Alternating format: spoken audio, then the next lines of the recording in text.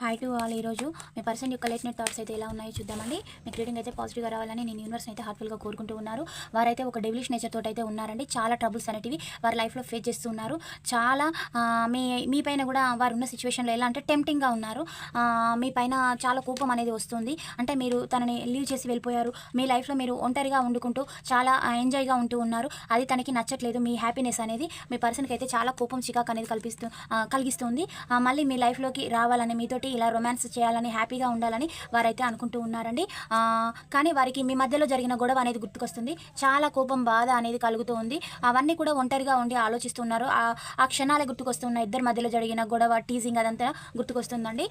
గుర్తుకొచ్చి ఆగిపోతూ ఉన్నారు. వారు ఒంటరిగా సెలబ్రేషన్ చేసుకొని ఒక ఆల్కహాలిక్ పర్సన్గా మీ యొక్క పర్సన్ అయితే మారడం అయితే జరిగింది. ఈ ఎనర్జీస్ ఎవరివో కానీ రెజనేట్ అయిన వాళ్ళు రిసీవ్ చేసుకోండి. కానీ వాళ్ళు లీవ్ చేయండి. లైక్ చేయడం, సబ్స్క్రైబ్ చేయడం అయితే మర్చిపోద్దు. Thank you for watch. Next వీడియోలో కలుసుకుందాం. బాయ్. సీ యూ అండి.